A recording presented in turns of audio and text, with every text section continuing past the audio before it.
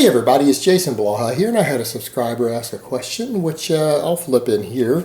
And he pretty much wants to do an upper-lower push-pull legs 5-day-a-week split. He doesn't know how to program it, and he's wondering how could he do DUP, or daily undulating periodization, to make this work. And he says the reason he needs to do it is 4 days a week lifting isn't enough. He gets anxiety and anxious when he spends 3 days out of the gym.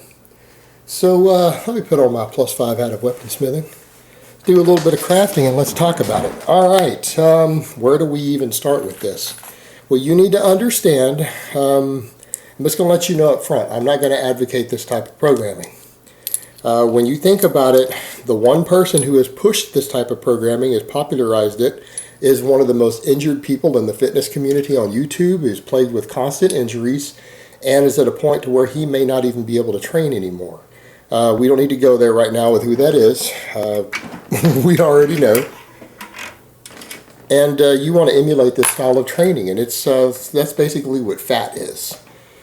And I have met tons of people who've tried to run fat, who've either burned out, overtrained, or had numerous injuries trying to run it and have quit.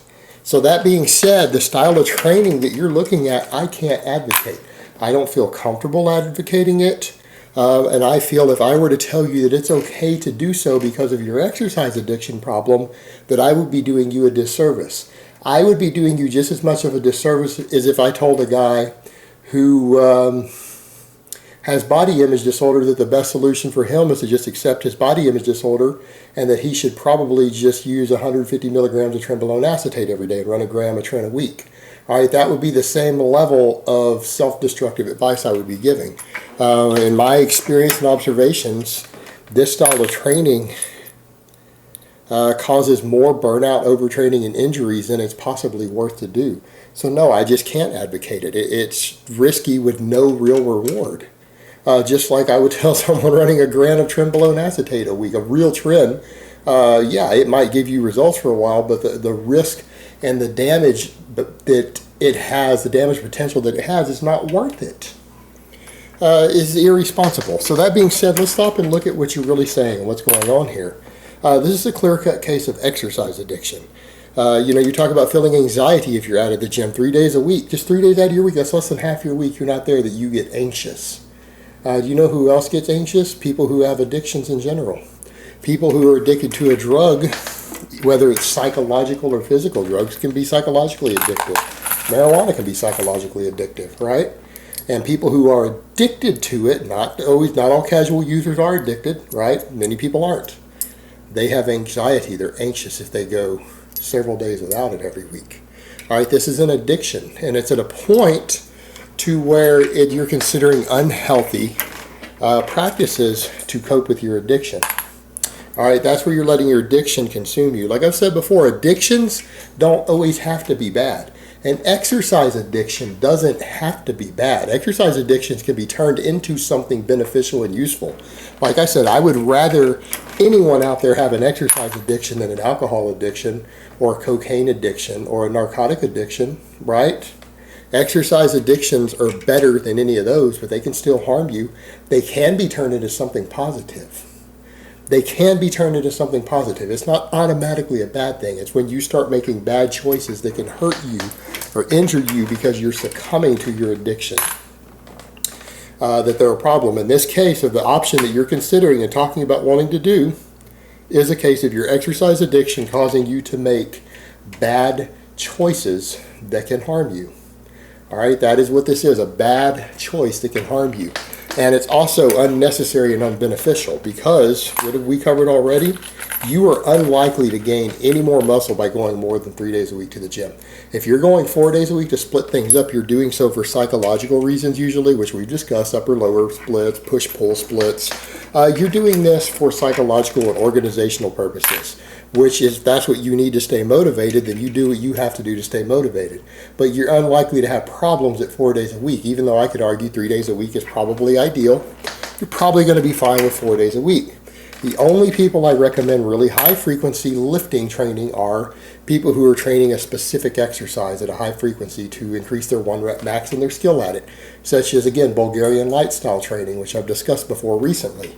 Bulgarian Light, you obviously come in. You come in with Bulgarian Light and you're hitting the same lift 4 to 6 days a week and doing training maxes on, say, the squat and the bench press, okay?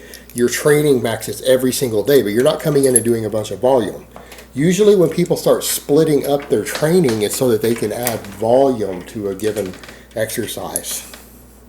All right? They're not coming in with high frequencies so they can do Bulgarian style training. They're splitting things up. And so you're wanting to come in so you can do 5 days and then really start upping the volume so that you can feed your exercise addiction. And it's bad. It's going to potentially hurt you. It's going to burn you out. It's going to injure you. In this case, your exercise addiction is going to harm your gains because you're not doing it because you want more gains. You're doing it to deal with your anxiety because you get anxious if you're not in the gym. I'm going to recommend you talk to a therapist, talk to a counselor. You might even need anti-anxiety meds to help you cope with your addiction or your anxiety problem. But you don't need to be lifting weights, coming in and training on an upper, lower push-pull leg split 5 days a week. That's not the solution. That's going to cause you to have overuse injuries, potentially burnout, overtraining, all sorts of problems. This is not the solution. What I'm going to recommend, if you feel that you need more training, then do something more productive. Train full body 3 days a week. All right, come in, do normal, regular volumes, any proven full body program 3 days a week. And if you feel that you need to be in the gym for now, while you get your addiction under control, why don't you come in and do general physical preparedness work on the other 2 days? Not strenuous strength training, do GPP work. What do we mean by GPP work? The standard GPP stuff. Look it up. General physical preparedness. Examples include sled drags, farmer's walks, chopping wood, hitting a tire with a hammer. All right, things that replicate real-world movements and physical labor and basic strenuous activity that doesn't have the intensity level or the strain on your connective tissue and musculature that true weight training does. Because it's almost conditioning. It's strength conditioning work, not strength training work, because dragging a sled a distance is more conditioning. Doing farmer's walks is more conditioning with a strength components to it. So it's more cardiovascular in nature. So why don't you use this same time to work on your general physical preparedness instead of coming in and doing some crazy ass dangerous bodybuilder style 5 day a week training? Because it's not going to help you. And again, I understand that some people do that sort of training because they honestly believe they're going to gain more muscle doing it. That's different than someone who should know better. And if you listen to what I say on my channel and the stuff that I put out, you already know better. So again, you're not doing this because you've been tricked into believing it's going to give you gains. You're doing this because you have exercise addiction and an anxiety disorder. And you really need to address those issues for what they are. And like I said, those things can be turned into something positive. They don't automatically have to be a negative thing. Doing a little more exercise probably isn't going to hurt most people. All right? Let's just be realistic here. But this is an addiction problem at this point. And this is one to where you're making choices that can harm you, both not only physically harm you, but even impede your progress with the whole point of doing it. You know, it can impede your actual progress and it can harm you. It's a bad combination. So in the meantime, I'm going to recommend you talk to a counselor about this. You probably need help because you're now trying to make choices that are going to be detrimental to you, counterproductive to you, and therefore harmful because of this addiction. So while you work on that, if you need to get into the gym, do something that's going to be constructive with your time. Work on your conditioning.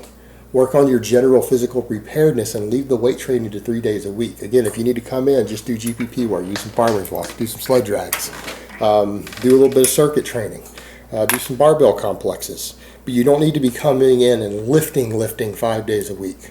Again, save that for the guys who are on tons of gear who are trying to be pro bodybuilders, but you need to understand that that is unhealthy and it will kill you young. But that's the only people who really train the way that we're talking about here.